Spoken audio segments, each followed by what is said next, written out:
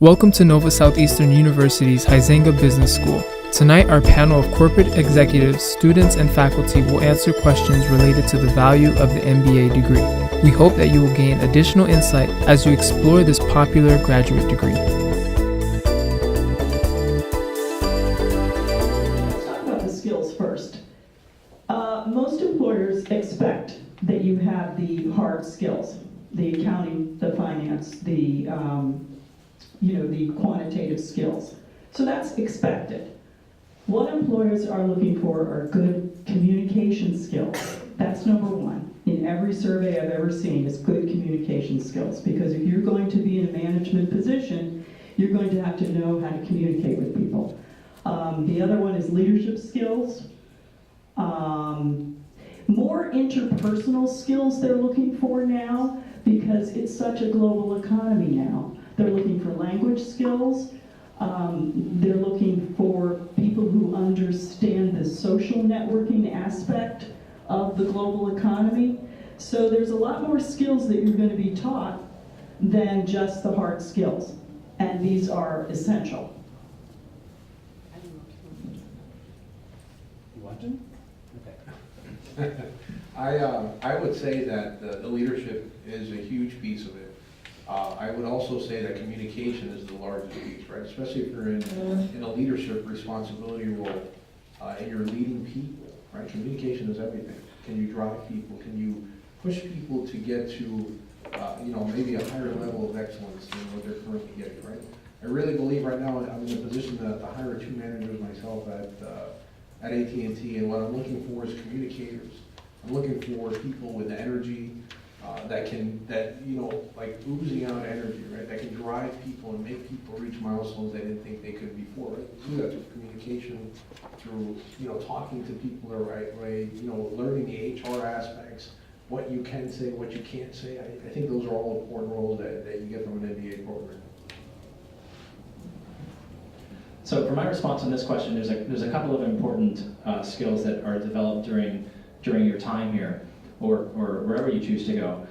The first, as Dr. Bay and Rob said, communication and leadership are critical. At American Express, I'm working with 5 teams all around the world. I have team members in Argentina, in Buenos Aires, in Brighton, United Kingdom, in India, and in other areas of the world, and everyone is meeting together at the same time, and sometimes it's difficult finding common ground, but what's done during your MBA is working with as many different people as possible in group projects, on assignments, and sometimes you might not gel with all of them. You might have conflicts, and there might be frustration, and how are we going to make this work? All these people coming together to create whatever it is you've taken on. That exists for a purpose, and that purpose is to bring it out into the real world. So I'm seeing it every single day. I'm so happy that I am on these group projects with the individuals that I study with. And as Rob said, leadership, very critical. Really being able to authentically share what you're out to accomplish and refining your goals, especially. And yeah, those are the top 2. And then be a rock star at whatever it is you choose to do, accounting, finance, and every different track. And surely that's a winning formula. Yeah, maybe a different way to think about this idea of being able to communicate, because I think the question that jumps into my head, and maybe it's in your mind as well, and I've had this asked, well, do I need to have an MBA to be able to communicate? Well, I communicate really well already. I'm very effective at what I do. Is that what the MBA is going to give me?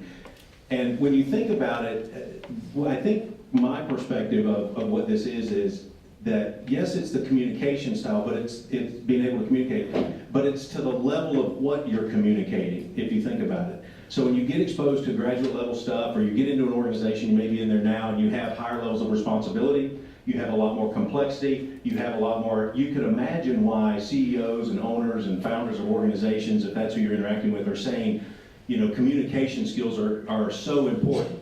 And I think what is really being said is that having the hard skills, as Dr. O'Leary has alluded to, is what you're gonna get. But when they're saying you have to be able to communicate, I think what at least I was saying to people when I was hiring people is your ability to communicate that stuff. Does that make sense? So yes, undergrad and whatever you had up to that point, I had a certain level of knowledge and ability, and I could communicate that well. But now all of a sudden I get an MBA, now I have a whole nother repository of information and data. Now I have to be able to communicate that well. And that is what is required on that point.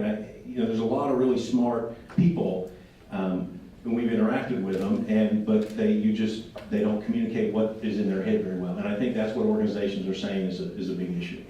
Can I bounce off that? Sure. To bounce off what John, I don't need the mic. They can hear me. To bounce off what John said, by communication skills, we don't just mean, like you said, being able to talk to people. We mean being able to talk to people in a business situation. We mean being able to present yourself in a business situation. That's really what we mean by communication skills, being able to write, not put little hearts next to your name and stuff. That's what we're talking about, being able to express your ideas and bring people on board with you in the business world.